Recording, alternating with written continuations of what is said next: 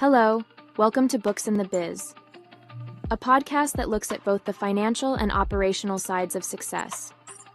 Please welcome our hosts, Dan Paulson and Richard Veltre. Dan is the CEO of Envision Development International, and he works with leaders to increase sales and profits through great cultures with solid operations. Rich is CEO of the Veltre Group and a financial strategist working with companies to manage their money more effectively.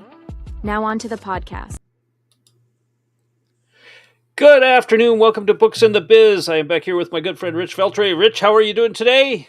I'm doing fabulous. How are you? Excellent. It is a beautiful sunny day in Wisconsin. It is about 50 degrees, so it's starting to feel more like fall, but hey, life is good. So anyway, I approached you about something. I tend to kind of watch YouTube videos or at least have them play in the background when I'm doing some other work and not talking to people. And of course, you see things pop up on your feed. And I don't think you are that familiar with this person, but so Timcast.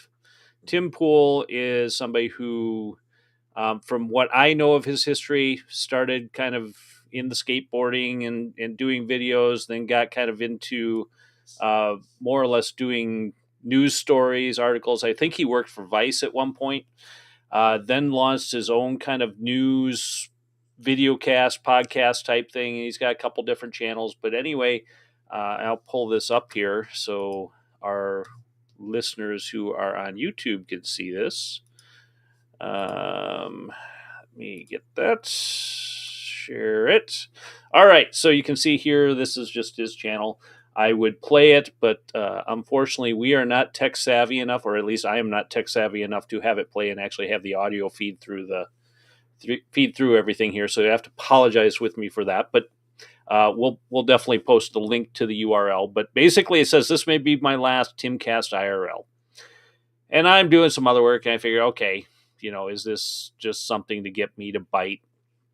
And I said, well, I'll just have it play in the background. And I listened to it. Now, keep in mind, this guy has a couple different channels. I think his main channel has about 5 million people. Timcast IRL is a different channel of that. He does different commentary on there. And it's got listed here. It's got about 2.1 million people. So this guy's relatively well known. I think he's got a few more viewers than our podcast, Rich, maybe by 1 or 2, but we're pretty close. And you listen to what he's saying. And what he's saying is pretty much what we've been saying for probably better than the last year. Yeah. Now, you had a chance to listen to it. What was your take? Well, it was definitely interesting. There were comments about work-life balance. There were comments about trying to scale when you're sort of alone, which is every founder's, sort of dilemma to start, right? Yes. You're alone. You're a lone wolf. And so even though he had built a team, he at times felt like a lone wolf because things were not getting done because he, everybody expected, well, you're the leader. Yes. So, you kind of do everything. And he's like, I don't want to do everything, So I think there was a bit of that, work-life balance and trying to understand, how do you scale and what makes sense. So his thought was maybe there were too many projects, cut it down to the one that, would be still profitable, would still give him an outlet, and wouldn't require as much infrastructure. It wouldn't require as much background. So I'm not trying to tell everybody, here's my book review. But that is kind of your book review. But I mean, these are the reason I brought those specific topics up were those are the things that kind of resonated to, okay, so this is a podcast, but it's a business. It's a parallel to everybody else's business. It's a parallel to something that could happen to anybody who's listening to this podcast, who's trying to scale their business or grow their business or understand the intertwining between operations and finance. He was hitting all of it. Yeah. And here's what was interesting to me about it. And this is these are the common themes that I hear. I don't know if you hear them as much, but because I tend to be more on the op side of things, you've got an owner. He started something, he grew something. He started getting employees. He expected those employees to do specific tasks related to his business. Mm-hmm. They did some of it, but they didn't do all of it, or they didn't do it to the quality that he expected, or they didn't do it to the degree of follow up that they needed to. Mm-hmm. And now he's sitting here trying to keep the machine going. Everyone's looking at him because they're collecting their paycheck off of this, but they're not taking any ownership in it. Right. And that to me is the biggest thing I hear from multiple businesses. I had a conversation with the business earlier this week. Uh, Gal had created something that was pretty profitable. It was growing, but a lot of it was centered around her. And she had employees that are expected to do tasks and expected to do work, and that work, feeds into the financial machine. And they've got their own priorities, they got their own demands. It's like, well, this is my business, this is your business, and you make all this money, so why should I work any harder? Mm-hmm. And I hate to stereotype themes like that, but more and more right now, I seem to be hearing the same thing from other business owners. And they all struggle with how to deal with that. Many of them are getting to the age where they want to step back. I mean, I think Tim's probably in his 30s. Yeah. He's Okay. a YouTube guy, so they tend to, target younger when you look at that. So he's built something up over the last 10 years or so and created something that's pretty profitable. And now he's thinking about scaling it back because he doesn't want the headache. And to be honest, by the time we're recording this, I believe he has announced that this podcast will continue on, but he's restructuring it to streamline it a little bit more. So I mean that probably means certain people are going to lose his job. Yeah. He was also talking about, he had employees. Well, the employees would take equipment home, they would take stuff, and I think what disturbed me about all that is he's like, well, that just kind of happens, and yeah, to a certain degree, but it's not that common. No. Unless you're a rather large organization where people somehow think they're entitled or they're owed. And I don't believe he has hundreds of employees. I think he has maybe tens of employees. So you look at that and you go, how much of this is owner mindset? Yeah. Policies. Policies. I've seen companies that, let's take it a different step, right? Contractor says to one of the employees, "Oh, well, you can take our truck home. Mm-hmm. You drive it home at night." Thinking to a certain extent, like the owner, it's a driving billboard. It's going down the highway, Right. But then, somebody like me is looking at it, going, "The guy lives 100 miles away."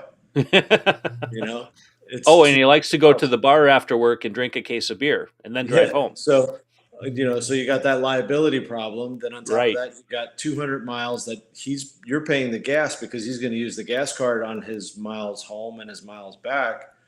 And then this isn't a temporary thing. This isn't, well, the guy didn't have a car, so we let him go for a couple of days. This was like, keep going. This was like Right. part of his deal became, I'm taking the truck home. And, there's other reasons to look for things to say, being someone's friend isn't necessarily how the boss should be. Yeah. Right. I mean, the boss can be a nice guy. The boss can be, but there's a common goal. And the Right. goal is to get to the end of the point where everybody makes money. And that's how you get a paycheck. It's not, the owner makes plenty of money. Why am I worried about him? Exactly. Okay. But that's the mentality that comes out of when you're too nice of a guy, or when you're too lax on your policies. Well, and this is kind of leadership. How do I want to say it? It's, you weren't put in this role. It just kind of happened. Mm-hmm. So, it's like those business owners by accident. In his case, because again, it's social media and everything, he started doing videos. The videos took off. He built a reputation.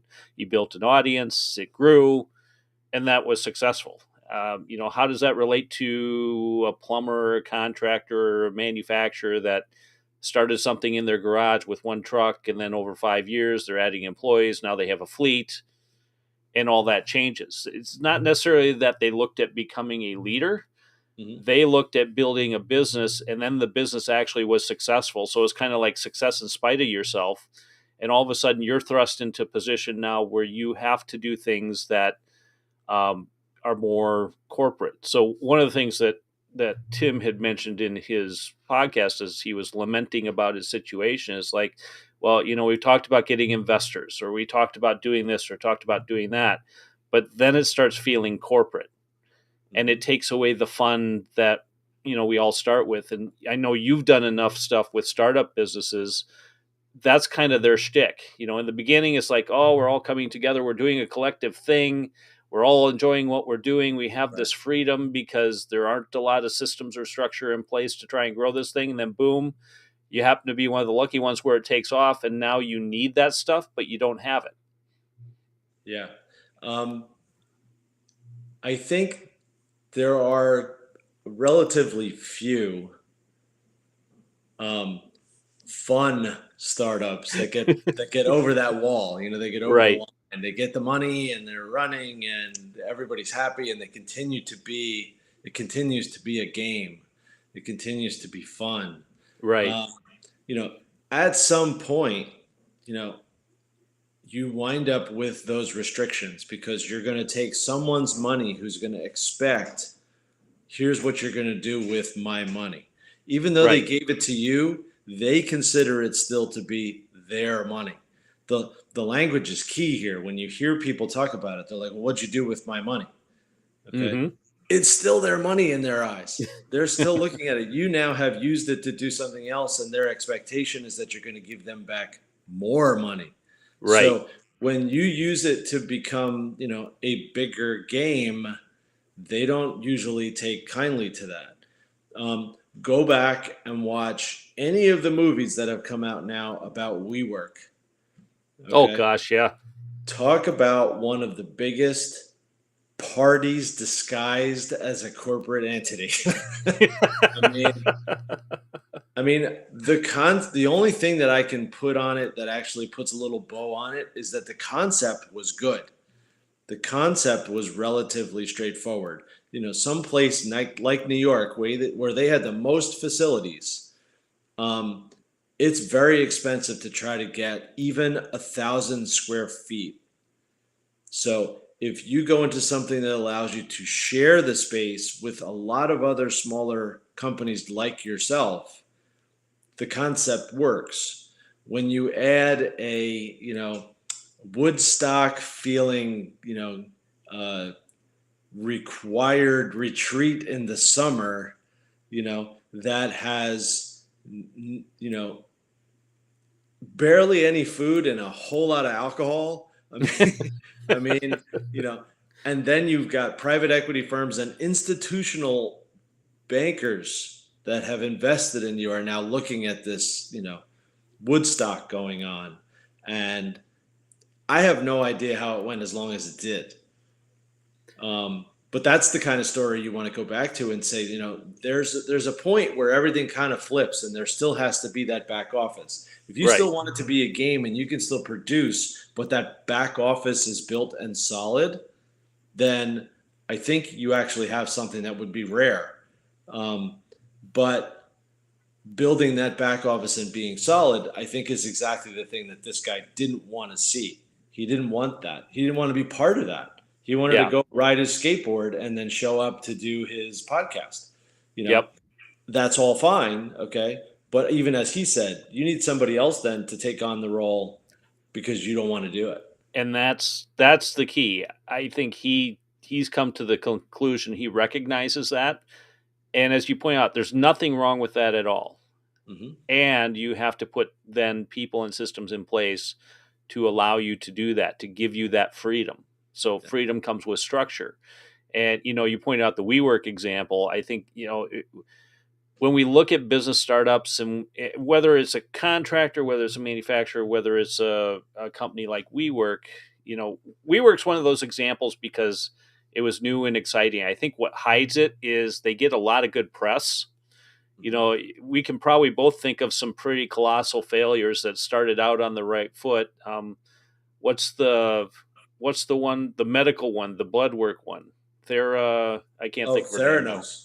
Theranos. Theranos. Yep, we talked about her either earlier this year or late last year. I Yeah. mean, she was a darling, and the media propped a lot of it up, and it was all smoke and mirrors. But for a while, they go and they live high on the hog until they run out of steam. Now, Yeah. in this particular case, it's not the same thing. I think what we see, with like the Timcast, it's just a larger example of what most small to medium sized businesses face, where when you're early on, there's a lot of freedom to do your job in certain ways because there's no structure yet. And there isn't really enough volume or people that you need that structure. Now you get to a point 3, 5, 7 years down the road, and you're all of a sudden put in this situation where, well, it was fun when we were all creative and whatnot, but now there's certain things happening. There's more mistakes happening, quality's going down, maybe certain service issues are getting missed. Maybe we're losing opportunities because we don't have a way to manage our sales pipeline efficiently, and now you got to put structure in place. Mm-hmm. And then people start looking at it, go, well, this is now becoming too corporate. It's taking all that fun away. I think the evolution of any business, if it's going to be successful long term, kind of has to move to where there is structure involved. Right. And through that structure, you regain the freedom that you had earlier, because now that there's systems in place, there's efficiencies, there's steps to follow. People know what to do. They're not left to guess. Mm-hmm. And you get that point where you can start stepping back and doing other things or focus on different growth opportunities than you could before. Right. Yeah, I think it also comes down to the things that you and I have been talking about, which is, you want to be proactive about it, then your proactive part of it has to include some degree of planning around the fact that you understand that that's going to happen.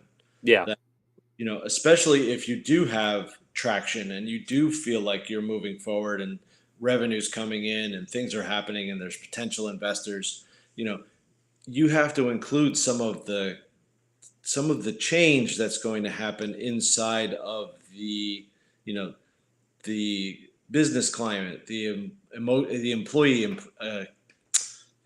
climate, everything that actually is going along with it. Like, that has a bit of a cost. Like, you're going to have to plan for how are you going to arrange for the fact that something's going to change. Right. Are you reserving a little bit for, we're going to have to do some things for the employees because this is going to get a little stressful. How do we reward them for putting up with it and realizing that, we planned for it all along. No one likes surprises. So the CEO here doesn't like surprises, but there's probably another side to this story as well. Why weren't the employees doing some of the things that he was expecting them to do? Was it lack of communication from him? Was it burnout? Was it, other things that were affecting the employees, or the fact that they were always working with shoddy equipment? And so when the equipment failed, everybody kind of threw their hands up and said, this is a typical day. He's not talking about that in the podcast. Well, he does a little bit. I don't think it's necessarily a shoddy equipment issue or that he was shortcutting anything there. There were a couple different things that I kind of caught, and I don't know if he directly said it, but he's in an industry that attracts a lot of younger people. Yeah. And I know this because I have a daughter that's into social media, and they all kind of think they can do this on their own. They can be successful. And it's only really a handful of people that can pull this off. Right. And one of the things that Tim said was, there's people out there that post videos or do stuff, and they do it once a week. Hello, that would be us because we got other things to do. But he's 7 days a week, 24 hours a day, posting videos 6 to 10 times a day. How many people are actually going to put forth that effort? But what he's found is, they'll go hire somebody, or they'll reach out to, somebody to come on their team in some way, shape, or form. And the vast majority of them just go, well, why should I do this for you? I can do this for myself. Right. And then the people he does get, I think, all kind of have that mindset where, well, I'm helping you grow this thing. What if I want to do my own thing? So there's that whole disconnect of ownership. Right. And I actually had the opportunity yesterday. So as the day that we're recording this right now, the day before that, I was at a conference and I was talking about how values impact your bottom line. Richie would have been proud of me. I was talking about accounting stuff without talking about accounting stuff. Almost feel like a politician here. I was kind of relating, well, why do you need values and how does that relate to profit margins and sales and all this other stuff? Yeah. And what I see here is kind of, like I said, this is what I hear from a lot of people, clients and anyone else is, they have an idea of what should be done, but they haven't built a value set around their business, nor have they educated their team to that value set. Right. And if you don't have values unified throughout the company and throughout the organization, you're not feeding those values constantly, you end up in a situation where everyone kind of works off their own value set. Right. So any company will create its own set of values. If you're not curating that, you often get stuff you don't want. And I think this is an example where he would talk about different opportunities. He even talked about where, they would go out and they would essentially partner with other podcasters or other video casters, and they would essentially act as, I'll call it their agent. He didn't use that word, but that's kind of how I interpret it. He'd kind of be their agent and help them grow and get that business thriving. They'd still have to do a lot of the heavy lifting, but through his name recognition and support, they would help them grow their channels. Yeah. And a lot of people just wouldn't see that as an option. So you've got a generation of people here that all think, all this stuff is easy. I don't need the experience. I can just go out and do it. And there's really such a small handful, and this is true in any line of work, that actually become successful at what they do, because the vast majority of people just don't want to put in that degree of effort to get there. Yeah. Yeah, I mean, that's the employee level. Yeah, it's just I'm hitting one of those spots where it's just clicking around. But I think it's relatable. It's really relatable, and I think that's my biggest takeaway, because I had another meeting with someone that was in more of a medical field and multiple locations, and then is now looking and saying, why is there no money in my pocket? And I'm saying, well, what reports do you get that show how everything's doing? If you have multiple locations, how can you tell me how everything's going? She's right. Like, I don't really have anything. I'm like, so you're trying to run a company with 5 locations on gut? Yeah, sort of. Oh boy. So I could probably put her on Timcast podcast, and actually they could just, banter back and forth on, what else is something that you kind of have to be prepared for? Because if you're trying to scale and grow, you're just looking at, how do I grow my top line? And I'm saying, it's not the top line you got to worry about, it's the bottom line. Yeah. And how did you figure out what expenses you have for that bottom line? Because you figured out, sort of how to make funds come in, but your cash requirements are way higher than what you're actually bringing in, I think.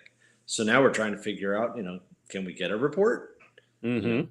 She was relying on her outside accountant who said you spend too much money. That's the whole advice they got, was that they spend too much money. Right. So what's, gut feel? I don't know. It's pretty hard to educate someone who's in the middle of that on, what do I say? Here's what you did wrong.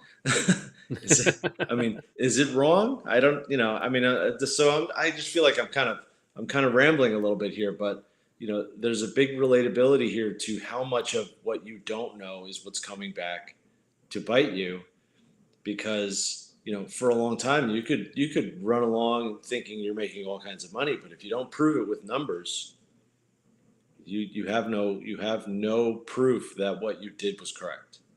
Well, and to me, to kind of bring this back full circle, this is a sign of the lack of experience that's out there. Mhm. We have, maybe we have employees, but they're filling roles that are above their pay grade right now.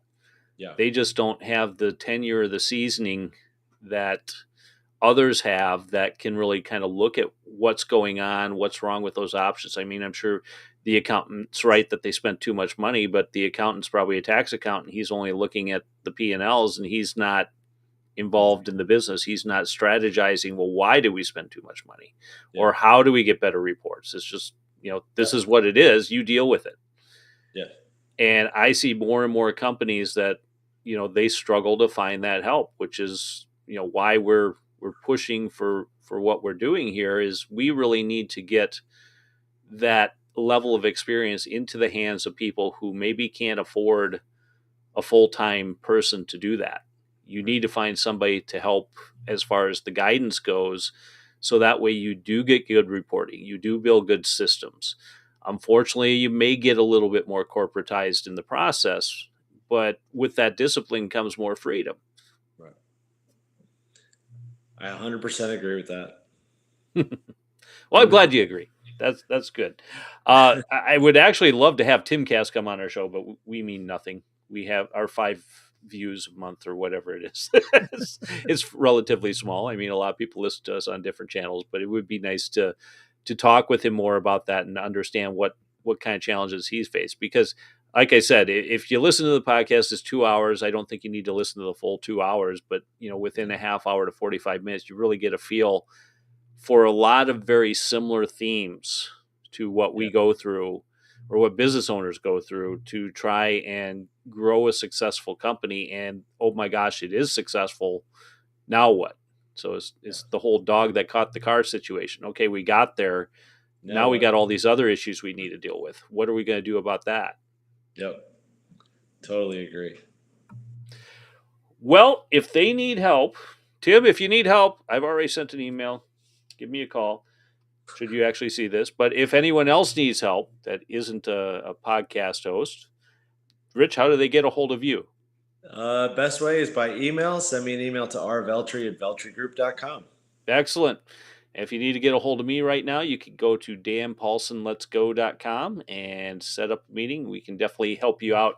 If you are feeling the same level of frustrations with your employees, with your systems, with your profitability, with your sales, any of that, we can help address. And next week, Rich, we've got an exciting announcement to make, and I think that's probably going to take up most of our podcast, but we'll keep you hanging for that for at least 7 more days. And if you want to listen to other podcasts here, if you want to catch up on maybe some other things that we've been talking about related to this whole Timcast situation, you can check us out at booksandbizlets.com. That is BOOKS, the letter NBIZ.com, and we will see you there. Rich, it's been fun. Absolutely. We will let you go, and you can do your accounting stuff, and I will do my business stuff, and we'll see you next week. All right. Sounds good. All right. Thanks a lot.